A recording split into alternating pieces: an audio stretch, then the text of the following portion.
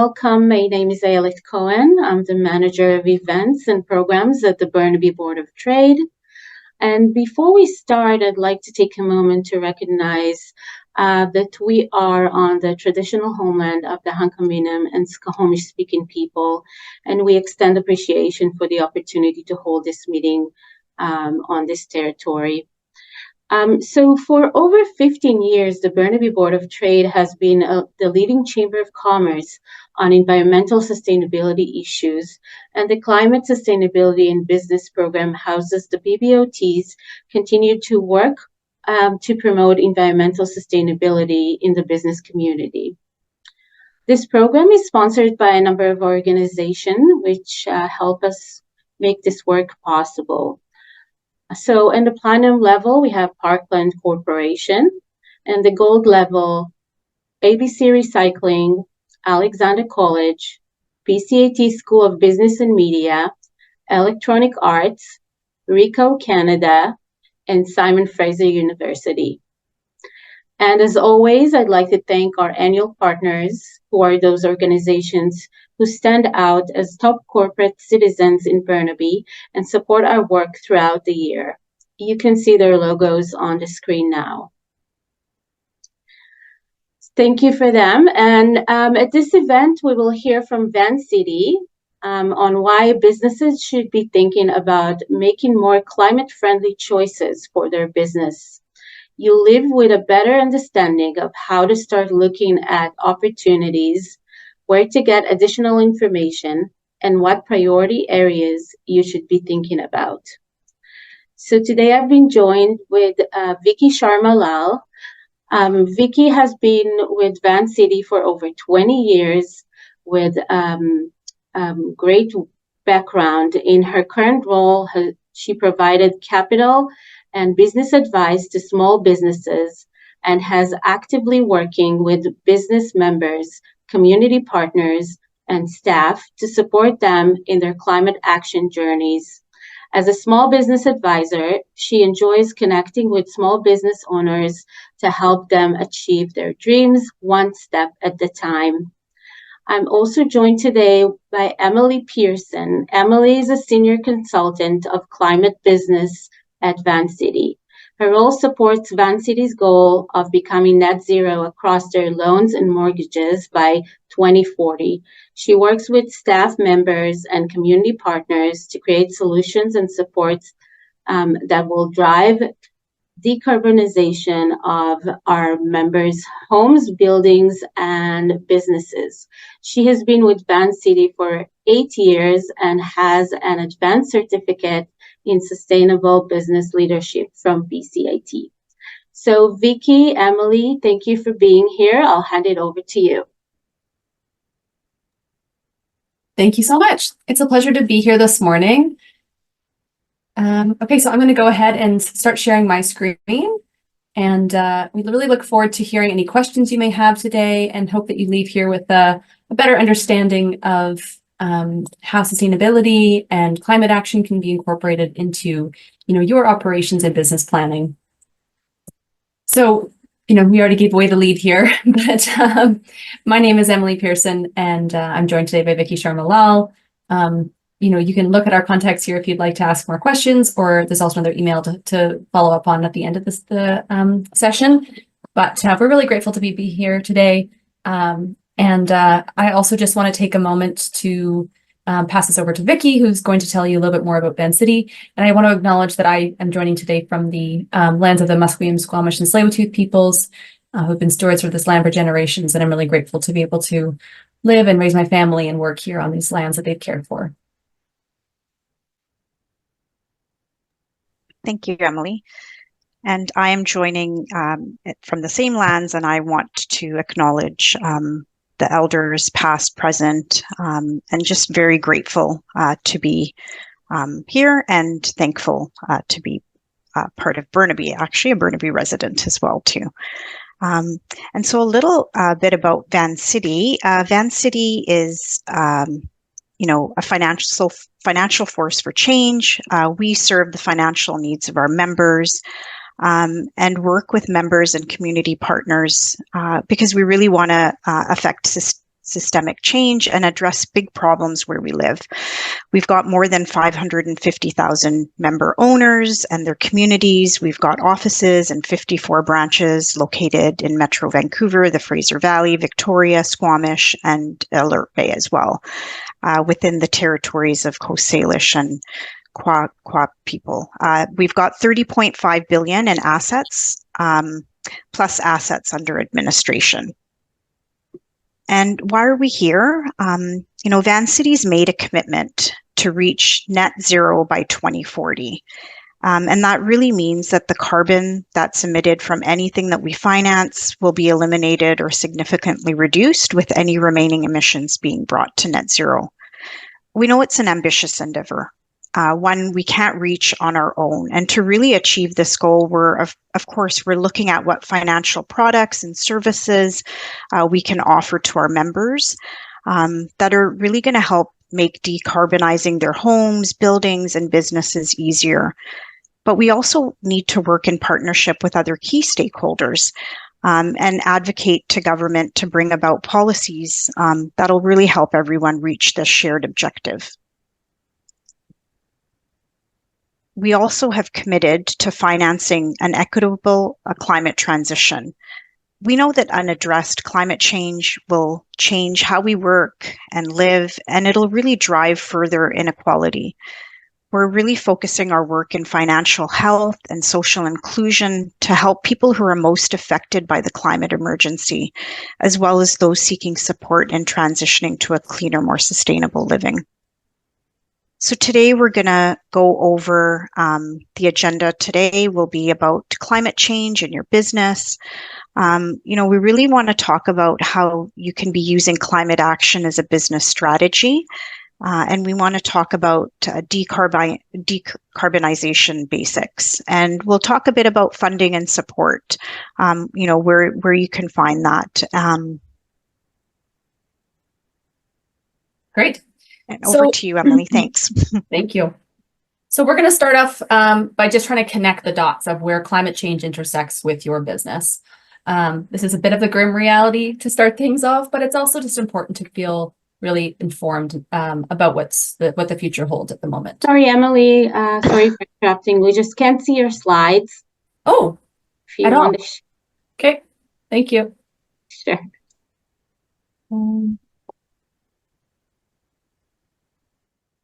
Sorry about that, everyone.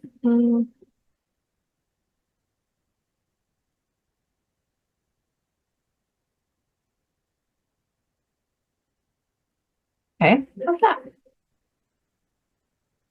Back on? No, we can't see that yet. Okay. We did just test this, everybody, so.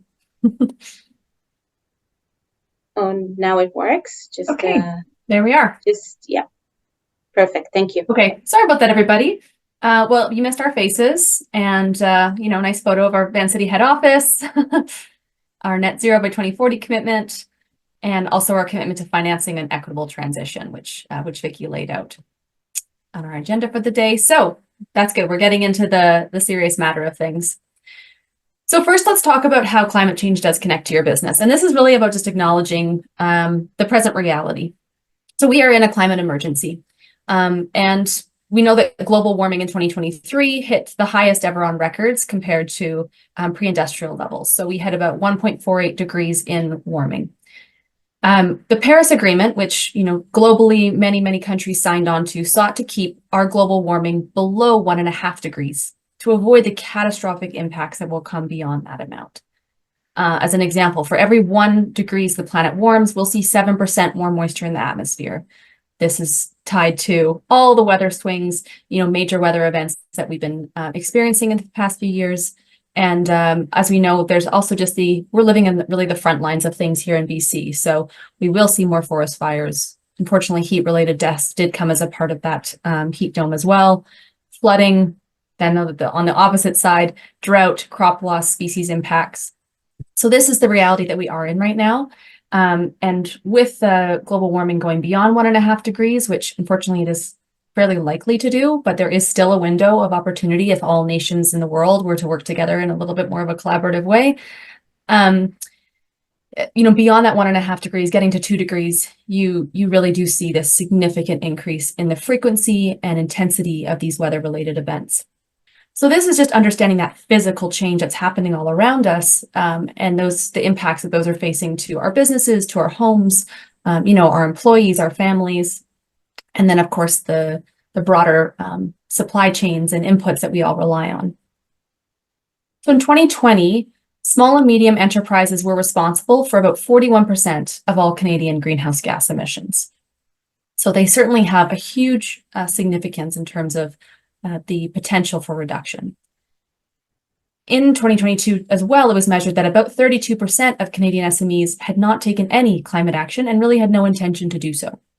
About 50% maybe have thought about it, are aware of it, and are wanting to do one or two things, but they're really just getting started. So we still have this really large gap to overcome in how businesses are going to actually be a part of changing this problem and tackling it for themselves.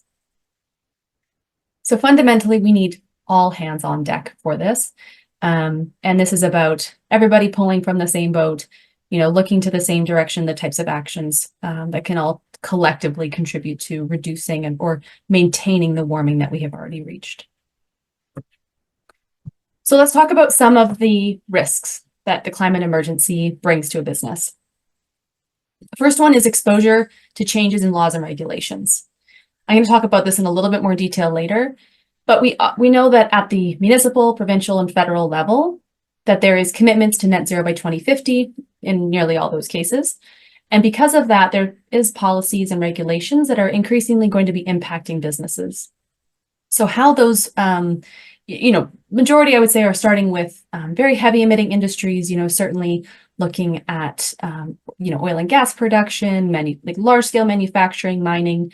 However, as you saw, 41% of emissions are coming from those SMEs. So the impacts of those regulations will be felt by small businesses. The other change is disclosure. So we will see publicly traded companies need to disclose their emissions, and that will trickle through their supply chains as well. So the second is carbon reduction expectations. This is tied to the first, really. This is things like pollution limits.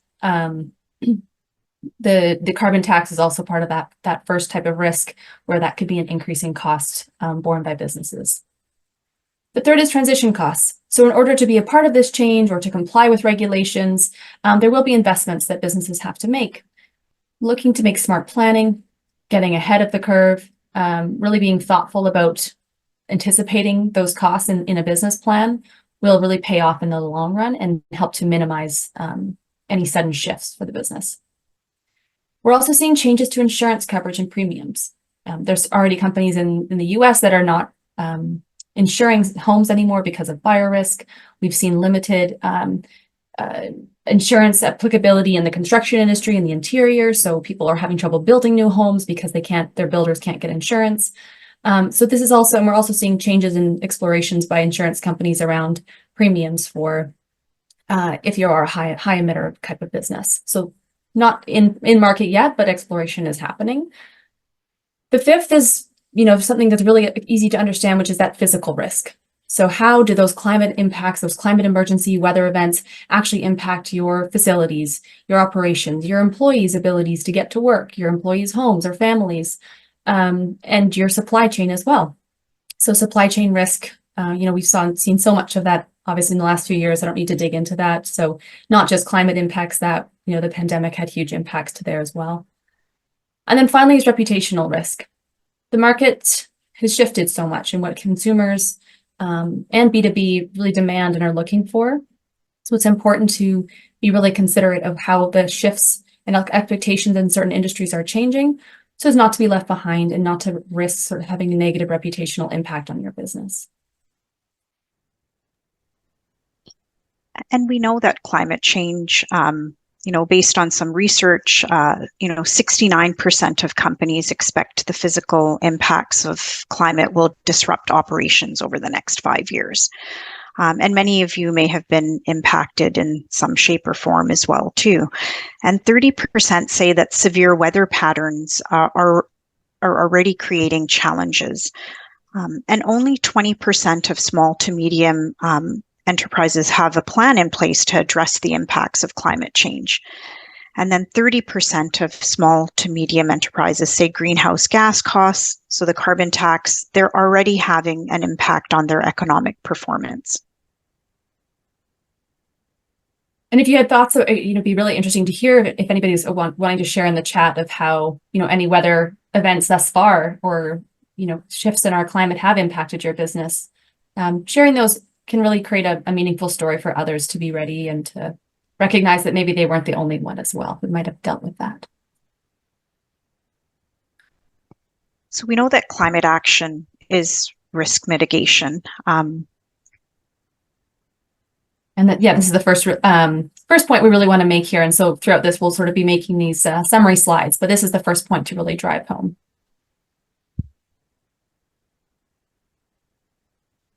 And there is an opportunity, to seize this as an opportunity for your business. So businesses are facing tough challenges today, but we know that climate action doesn't have to be an additionality. It should be just integrated into any business strategy or decision. Most of the common challenges that we're seeing to taking climate action are, businesses are facing their more urgent priorities. There's not enough knowledge or skills, and there's limited financial resources. So future-proofing your business is really a key. So don't miss these key decision points. So talking more about this opportunity in climate action. So there was two, we are drawing here from a few different studies that have been done. So BMO, the Climate Institute, has been doing some good research on the Canadian SME market, typically quite larger small and medium enterprises comparably to sometimes our BC market. And then BDC also just released a report as well. And we collaborate with BDC a lot. So I really like that one. But what they found from all the businesses that had taken climate action under their survey is these top three benefits. And I think these really tie into the barriers that we were just mentioning earlier, where there might be competing priorities and there might be sort of these other business challenges that you're rubbing up against. How can opportunities with climate action actually be part of addressing some of those, and where can you find sort of unity? So increased employee satisfaction is one of the top benefits that comes up a lot. It also relates to sort of attracting good employees and retaining the same employees when they feel engaged and they feel aligned with the values that the business is also pursuing. Cost reduction is also a major benefit that many businesses see. On average, they found, this is a really great point, that an average SME, their cost recovery for an investment into a climate action was about 16 months. Really ranges by the type of thing you're doing, but that was the average. And I think this is just such good news for incentivizing businesses, that there is cost recovery in those and making those investments. And then the third is brand improvement. So 35% of businesses, BMO found, were actually taking climate action to meet customer demand. So there is so much room and opportunity in the market to showcase green leadership right now. And then also it ties in with what new opportunities exist in this low carbon transition.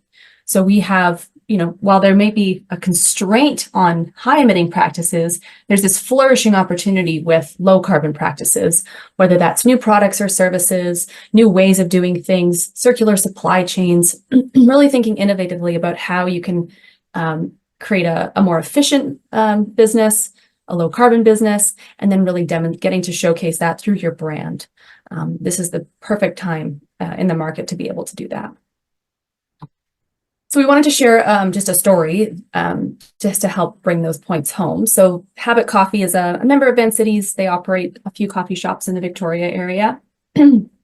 And so some actions that they've taken is they've been certified with BC Green Business, which I will talk about a little bit more later. But this is a really practical, accessible program. It's just been in the Victoria area for a while, and now it's province-wide.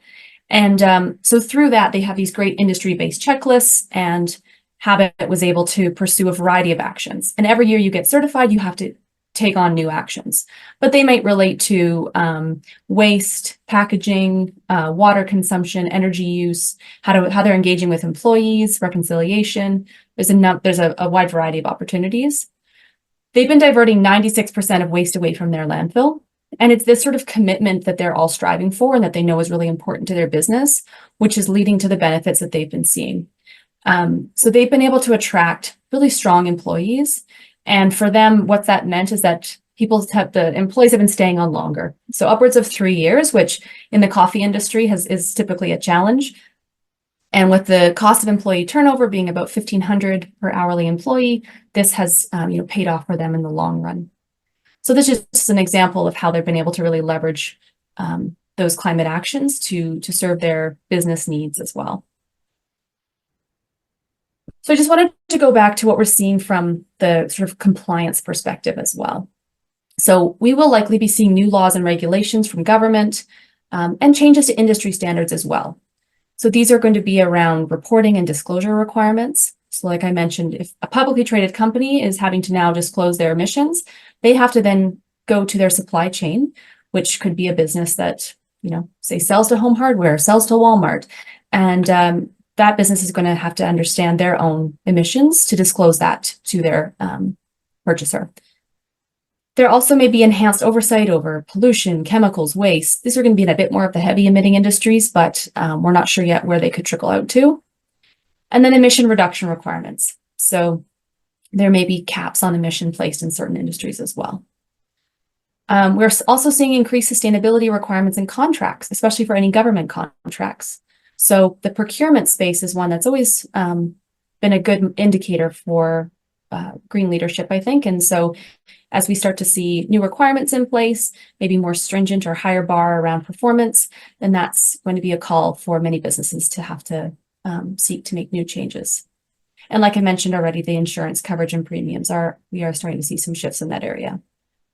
So just a reminder that acting early can really pay off in the long term and preparing for some of this regulatory and compliance landscape changes. So just another case study here, just to hopefully keep this as more of a storytelling format where possible. Green Coast Rubbish has been taking action to reduce their waste for many years now. One of the main actions that they did was measure emissions, which we're going to talk about today. This is, such a key step to be able to know where to make investments and what's going to be materially important. So they've been able to achieve a 75% diversion rate of materials from landfill. They converted their fleet to 50% biodiesel.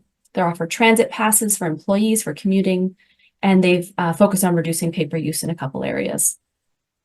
So because of these, they were able to reduce their fuel costs, reduce waste disposal fees, which they can pass on to their customers at times. And then really they've stood out through their brand as that option for a sustainable waste management provider. And we're able to achieve a 71% emissions reduction.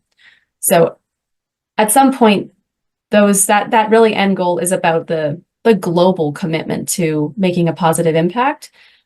You want to find those co-benefits for your business, but it's also important to recognize that you're part of contributing towards that global change to addressing the climate emergency. So that's why we wanted to just really call out again that climate action is a business opportunity. So not to be considered as an additionality, but to be really considered as part of any coherent business strategy or organizational strategy, and to be used as one of those indicators in planning and in any sort of purchasing decisions and operational changes decisions. So now we're going to talk a little bit about the basics of decarbonizing. This is really a 101 level. I'm going to point to some other resources that can be more informative for yourself, for your teams to learn a bit more here. So what's a carbon footprint?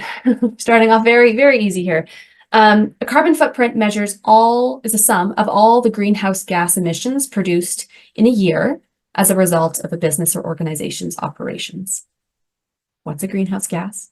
An atmospheric gas that absorbs infrared radiation and sort of has a heating effect back out onto the atmosphere. So where are greenhouse gases coming from? I think it's always important to recognize that it is really not just from our vehicles that we're driving around, right? So carbon dioxide is the most familiar greenhouse gas. It does come from the combustion of fossil fuels. Then we have perfluorocarbons and hydrofluorocarbons, fancy scientific words. that comes from refrigerants. Refrigerants is actually a really major source of greenhouse gases. Then we have CH4, methane. That comes from landfills, the burning of fossil fuels, agricultural practices as well. Methane has sort of been the sneaky greenhouse gas, and we've seen more global action to try to reduce that. We have nitrous oxide, N2O. This comes from agricultural practices, fossil fuels, a few other sources. Nitrogen trifluoride comes from manufacturing electronics. And then sulfur hexafluoride comes from electrical transmission and distribution equipment. There's your science lesson. I'm not a science expert, but it's just important to recognize the breadth of places that you could look within your own operations and in your supply chain. This next slide's a little sloppy, and I apologize, but we're going to break it down. So let's talk about some of the major places that you might find emissions from your own businesses, and that's your buildings, your vehicles, and refrigerants. They're also the things where you could actually make changes within your own, what's within reach to make change. So buildings. Buildings have emissions because of the energy that they consume to heat space, to heat hot water, maybe also in cooking. But most of the emissions from our buildings in BC comes from using fossil fuels, natural gas predominantly, for space heating and hot water. So you can see why this green pie chart, it's, pretty much 95% of the emissions are coming from using natural gas in those spaces. Natural gas has 16 times more emissions than electricity in BC. So we use hydroelectricity, which is 98% clean in BC. So an electrification strategy in buildings is the deepest climate action that we can take. For vehicles, now there's great debate that tends to occur around the electric vehicle versus the internal combustion engine vehicle.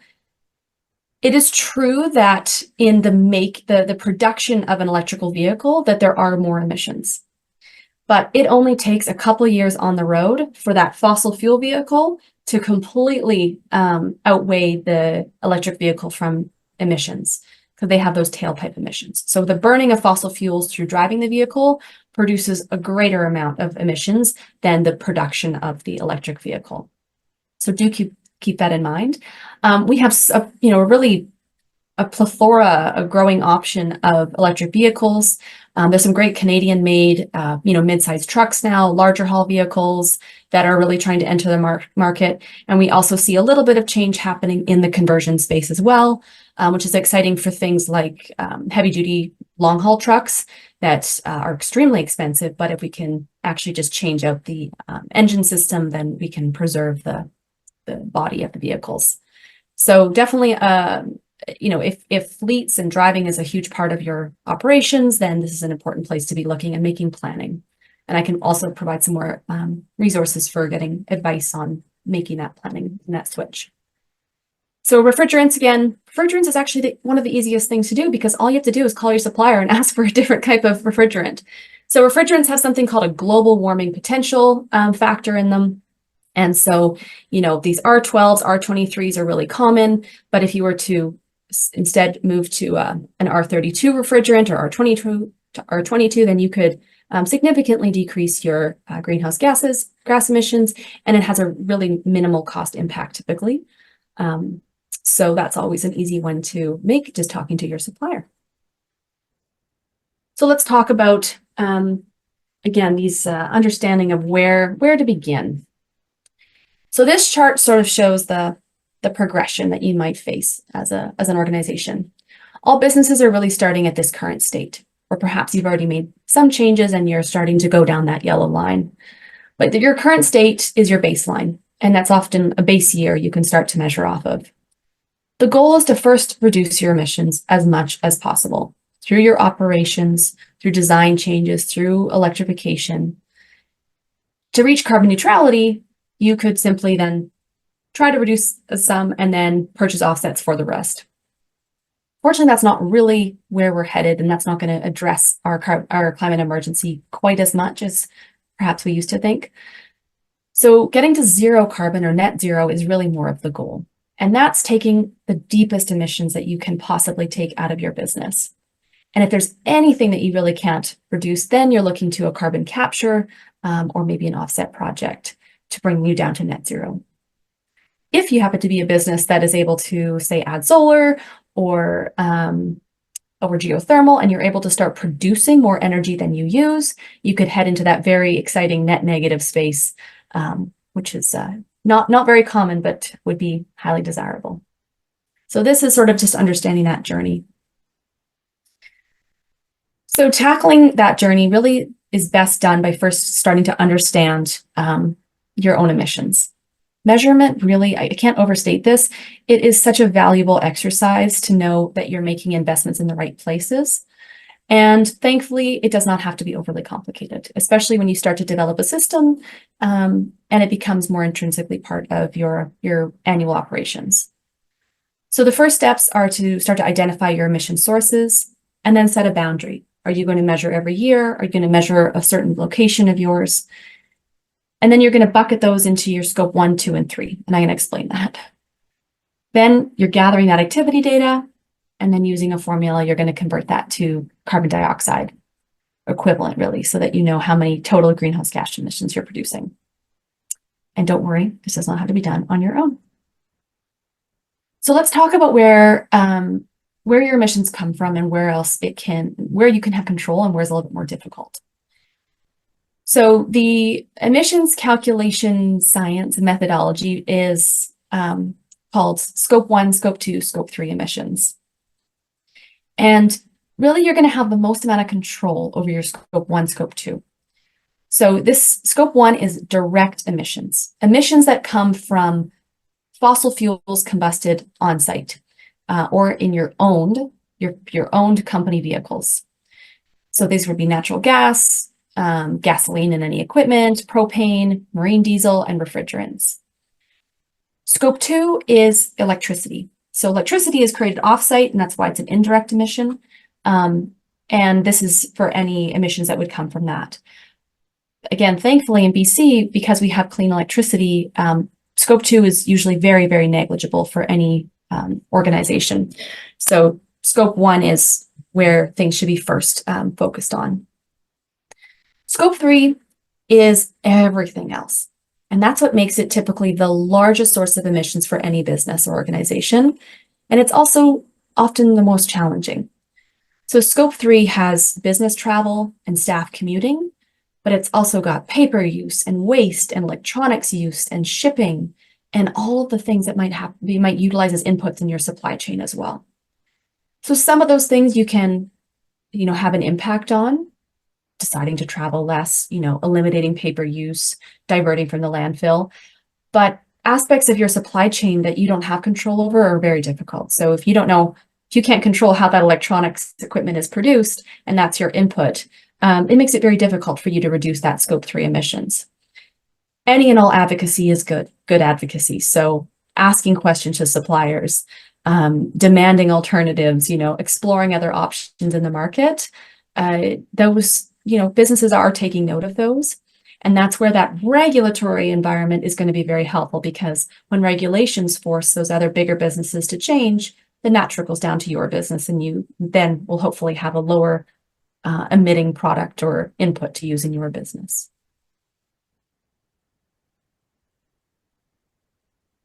Vicki? Thanks, Emily. So Emily, before we continue, I know Ben had a question in the Q&A, so I thought maybe we could just hop over there and answer his question. So Ben's question was, could you talk a bit about the language around the difference between the terms net negative and net positive?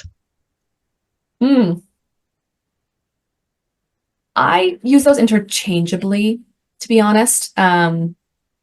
Yeah, they're pretty interchangeable. Basically, it's that, but I'm not probably the person who, there might be somebody who's more, has a better opinion over that and could provide a clearer definition. But anytime you're able to produce more energy than you consume, so you're having a positive impact on the grid, or you're having a net negative impact on your own emissions, then that's pretty much interchangeably the goal.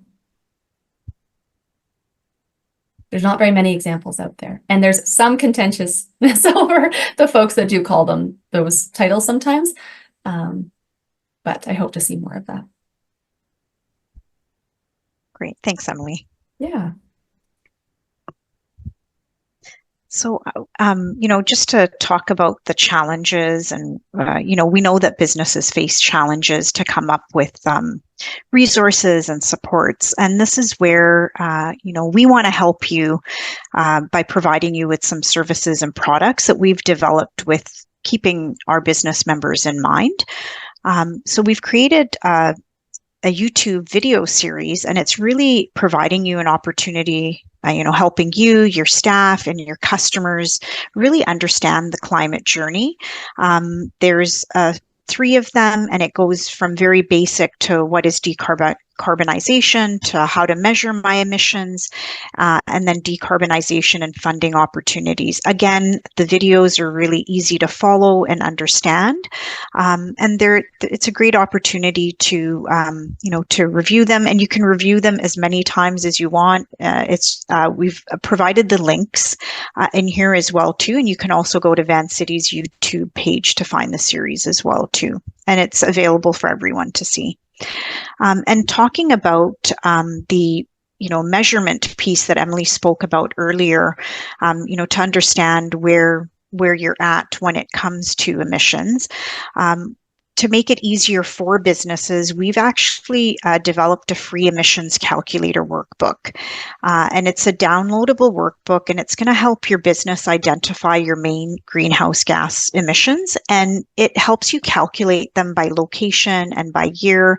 If you have multiple locations, you can use it as well too. And it really gives you an opportunity to understand your hotspots and be able to make investments into the right areas. And then you're able to track your progress.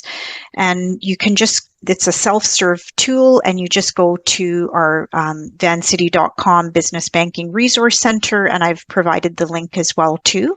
And you can, further down in that page, you can just download that workbook, and it's very simple to use as well too. So that's one way that we know, we can provide you with additional support where you can be able to go to here and start to input some of your information to get a baseline and understand where you're at. And again, it is specific to your industry.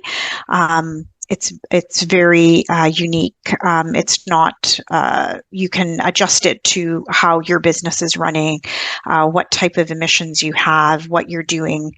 So it's great in that sense. Mm-hmm. Yeah, thanks. And this is available to any businesses. You don't have to be a Vancity member. We've made it accessible to the public. If you are a Vancity member and if you have lending with us, we are offering incentive this year. If you complete your workbook and you share back your data with us, then we're offering $100 in Vancity EnviroVisa points to be an incentive, because we just want to be able to learn a little bit more and get feedback more on these tools and use that towards helping us understand our own financed emissions. So just want to show you a couple examples here of this wouldn't be what the calculator produces, but this is kind of what you're striving to for that first step.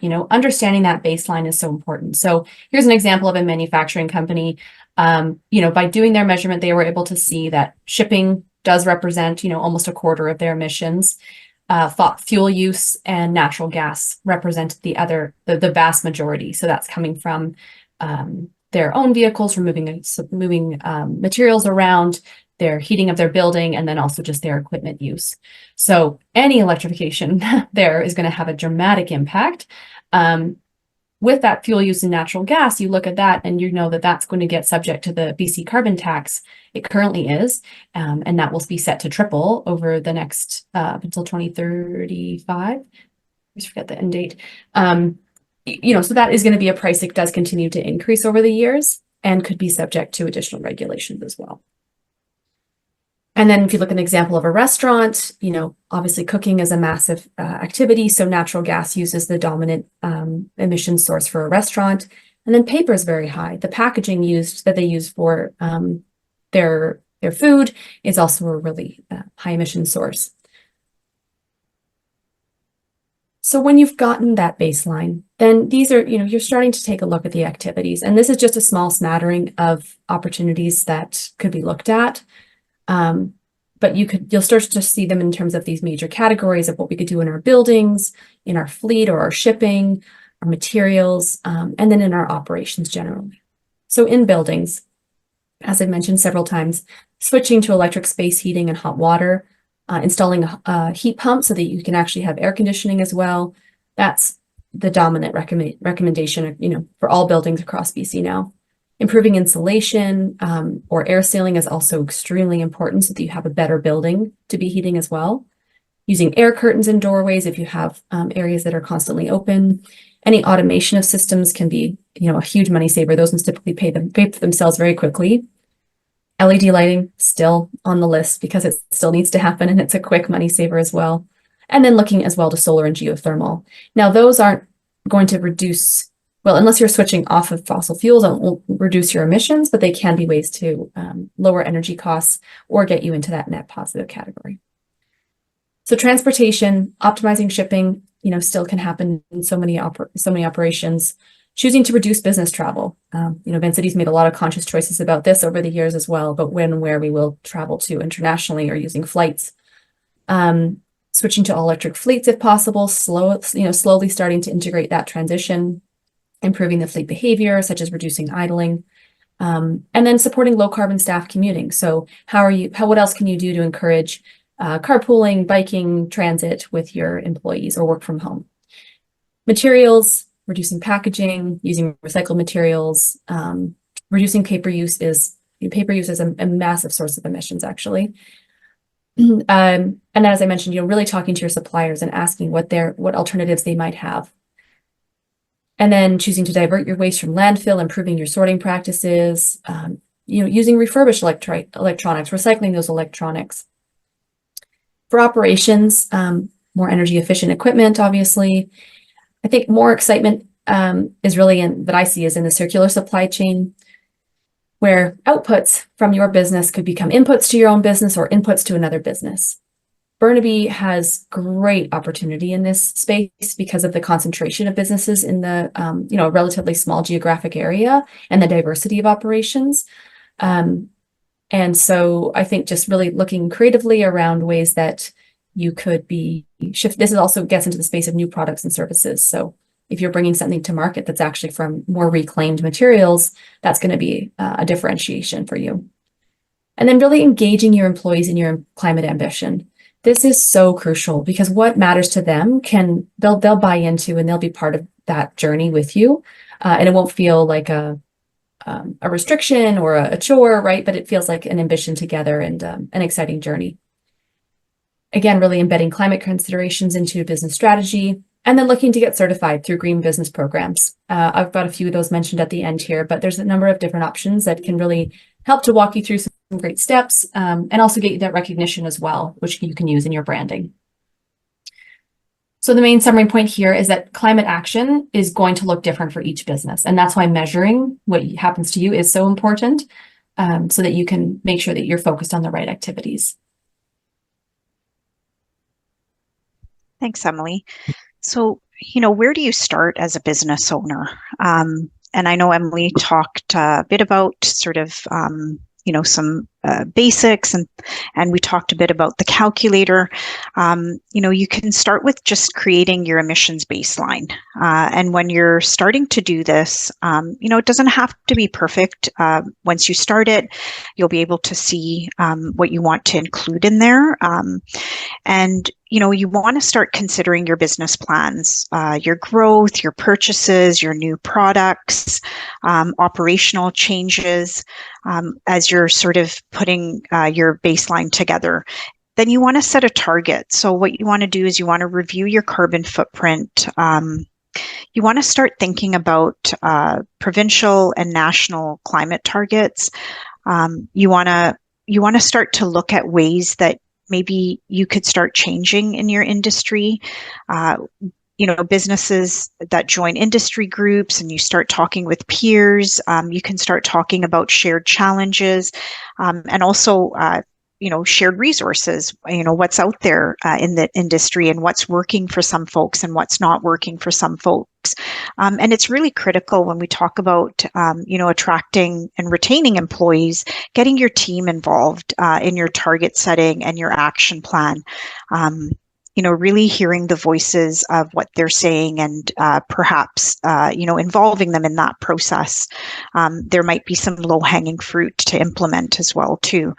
What you want to do as well, too, is when you're starting to do this work, you want to review this annually, too, because year to year things will change and you want to see, where your baseline, how you're trending in terms of your baseline as well, too. Great. And this is just sort of another representation of that, baseline, identify your reduction strategies, create an action plan, and then your annual processes that you're constantly implementing, assessing the impact, and updating your action plan. And so that you can make sure that you're focused and how you're progressing towards your target.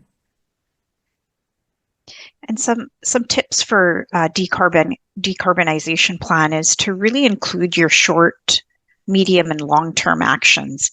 In terms of the low-hanging fruit, start to prioritize the ones that'll give you immediate cost savings. List the co-benefits of the actions.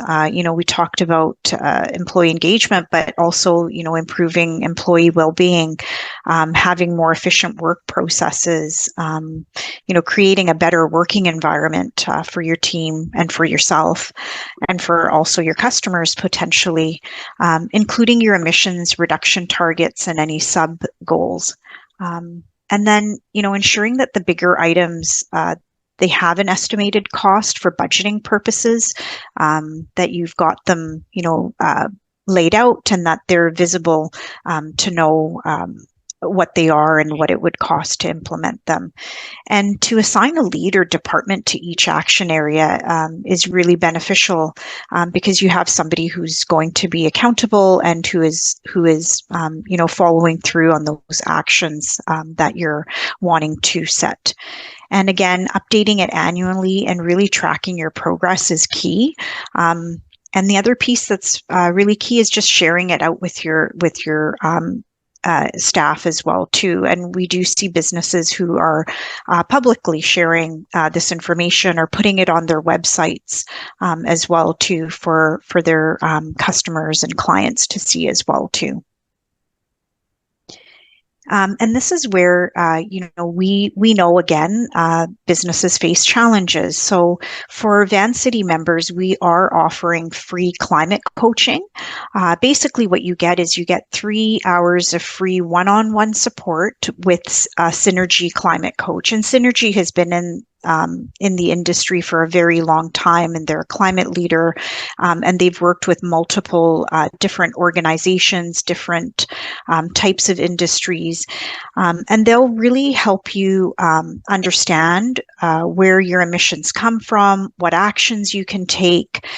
They'll help you learn a bit about your business, and to really to create that customized action plan. And then this climate action plan can guide you on really practical ways to achieve your goals and become that business climate leader. And it's not a cookie cutter approach. It's really customized to your industry. It's customized to your business, that one-on-one support. And basically for Vancity members, they can get this free support with a Synergy climate coach. There's an email that you would just, we've included it here as well too. And if you're not a Vancity member, we also encourage you to connect directly with Synergy as well to provide with some pricing details. And then the other partnership and service that we have worked with, and Emily spoke a little bit about BC Green earlier. BC Green used to be the certification, and it was in the Victoria area. And last year, they actually expanded province-wide. And what we're offering to Vancity members is a 30% discount in getting signing up with BC Green, and they're going to help you find practical and affordable ways to reduce emissions and save money. They'll support you with taking action in your business. They'll help you build brand appeal. You get to display that you're BC Green business certified, on your website, on your physical location, if you have a physical location. And it's really going to help your team align with the goal of doing better. And you can go to BC Green Business. We've included the link here as well, too. And even if you're not a Van City member, while we're offering Van City members a 30% discount, any organization can sign up.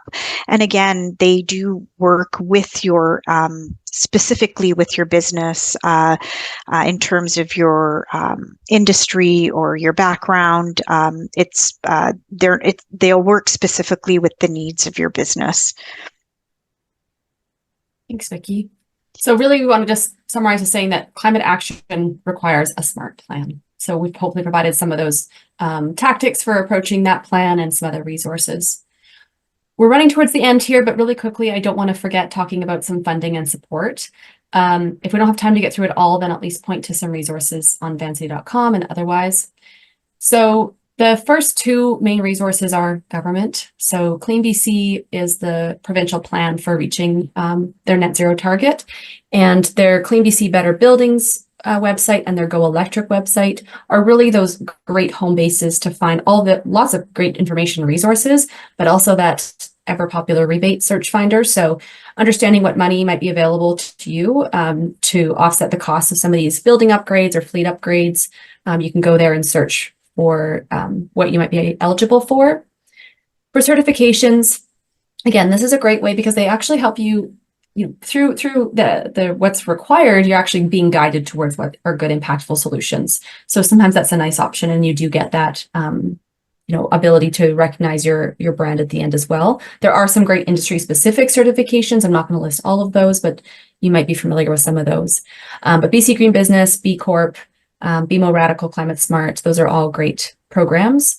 And ISO 14001 is also can be a good option as well for some of the manufacturing sector.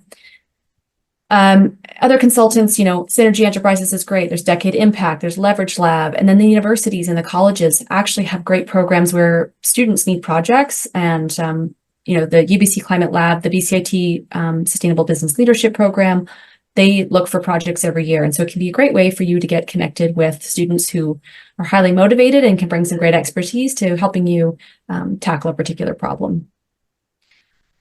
I'm just going to quickly whip through these, I think, so I want to leave time for questions. So we also offer some financing at Van City. So we have a PlanetWise business loan where there's low interest rates available, but Prime +1. If you are purchasing electric vehicles, if you're installing, efficient equipment, or also maybe you just have a slew of, upgrades that you're making to your business, we can look to see if any of those might actually be more environmental ones. And so you can find that on our website. The other program is specific to buildings. So buildings are a huge portion of Van City's mortgages. We're really focused on trying to eliminate the emissions from our building members or members with buildings. So we have a specific retrofit financing program for commercial buildings, residential or non-residential. And we can offer more competitive rates there, longer amortization. You do have to meet some minimum thresholds for the climate decarbonization side, but I just wanted to point to that one as well. So overall, we just want to summarize by saying that, all these small changes by each of you, they might seem massive for each of you, but they do add up to make a huge difference.